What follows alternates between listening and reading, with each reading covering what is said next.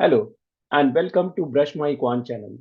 If you want to increase your knowledge of maths and wish to receive regular updates from us, then consider subscribing to the channel by clicking on the subscribe icon to the right bottom of the screen.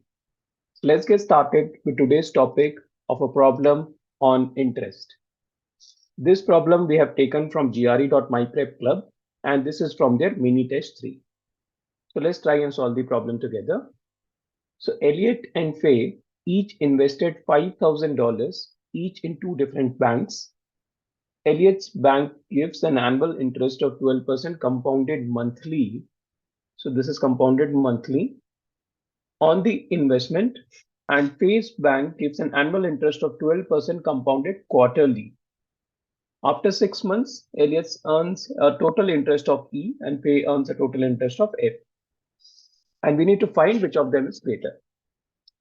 So we have to use the compound interest formula, and the compound interest formula goes something like this. Compound interest is equal to principal times 1 plus rate of interest divided by 100 into n whole raised to n into t, where n is the number of times the interest is compounded in a year.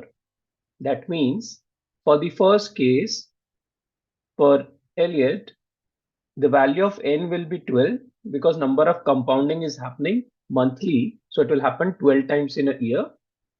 And for Faye, since the compounding is happening quarterly, so the value of n will be 4 because there are 4 quarters in a year.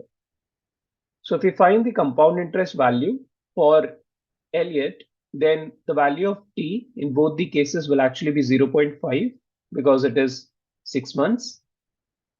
So if we find it for Elliot, it will be compound interest will be equal to principal is same for both of them. So 5,000 times 1 plus rate of interest, which is 12% divided by 100 into 12 whole raised to 12 into 0.5. And for Faye, compound interest will be equal to 5,000 multiplied by 1 plus 12 by 100 into 4 whole raised to 4 into 0.5.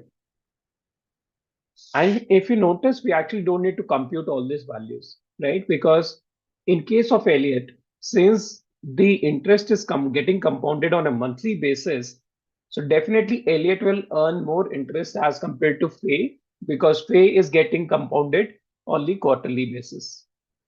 Why does that happen? Because let's say the first month they have 5,000. After the end of first month, Elliot will have 5,000 into whatever is the interest gained in that month. But for Faye, it will be 5,000 itself. Now for the second month for Elliot, it will be this new value multiplied by the interest which they are going to get. But for Faye, it will still be 5,000. The compounding will happen for Faye only after the first quarter, right? So that's why that value will be lesser for Faye. So if you solve this using calculator, this value comes to somewhere around 5307.6, and this value comes to somewhere around 5304.5, right? So clearly quantity A will be greater than quantity B. So answer will be option number A. Hope you were able to understand how to solve this problem, and we look forward to sharing more videos with you next week.